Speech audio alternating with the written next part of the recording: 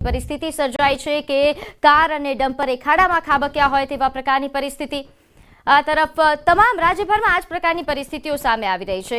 સુરત જિલ્લામાં પણ ધોધમાર વરસાદ પડ્યો। પલસાણા, કામરેલી, બારડોલીમાં ધોધમાર વરસાદ પડ્યો, જેના દ્રશ્યો અમે આપને બતાવી રહ્યા છે।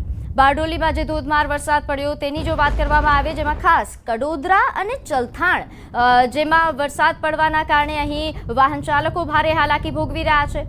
વીજળીના કડાકા ભડાકા સાથે ધોધમાર વરસાદ પડ્યો હતો। કીમ અને મોડવી રોડ પર પણ પાણી ભરાઈ જવાની સમસ્યા સામે આવી છે। તો સુરત જિલ્લામાં પણ ધોધમાર વરસાદ, અહીં પણ મેઘરાજાએ ધમાકેદાર બેટિંગ કરી અને જેના કારણે હવે સવાર પડતા જ વાહન ચાલકો મુશ્કેલીમાં મુકાયા છે, કારણ કે ઠેર ઠેર આ જ પ્રકારે પાણી ભરાઈ જવાની સમસ્યાઓ સામે આવી છે। ગત રાત્રે વીજળીના કડાકા ભડાકા સાથે અહીં ધોધમાર વરસાદ ખાબક્યો હતો, જેમાં કીમ મોડવી રોડ પર પાણી ભરાઈ જવાની સમસ્યા સર્જાઈ। પલસાણા, કામરેલી, બારડોલીમાં ધોધમાર વરસાદ પડ્યો।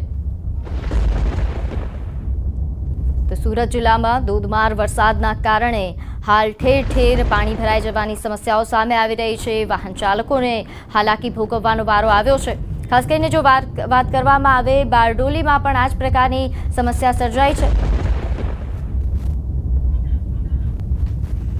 ત્યારે હાલ સુરતમાં જે પ્રકારે વરસાદી માહોલ છવાયો છે તેને લઈને વધુ વિગત સાથે આપણી સાથે સંવાદદાતા કીર્તેશ જોડાઈ ગયા છે।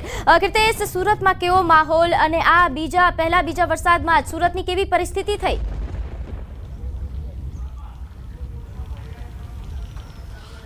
બિલકુલ સિઝનનો પહેલો જ વરસાદ કહી શકાય અને વરસાદનો બીજો દિવસ છે, પણ દ્રશ્ય જોઈ શકાય છે સુરતનું ઉત્તરાયણ પોલીસ સ્ટેશન, કે જે પોલીસ સ્ટેશન જ પાણીમાં ગરકાવ થઈ ગયું છે। ચારે તરફથી પાણી ફરી વળ્યા છે। જે પ્રકારે મોડી રાત્રે શરૂ થયેલો વરસાદ ધીરે ધારે શરૂ થયા બાદ તેની ધમાકેદાર એન્ટ્રી થઈ હતી। મહાનગરપાલિકાએ પ્રી મોન્સૂનની કેવી કામગીરી કરી છે તેની આ દ્રશ્ય પરથી જ ખ્યાલ આવે છે। દર વર્ષની જેમ સુરત મહાનગરપાલિકાની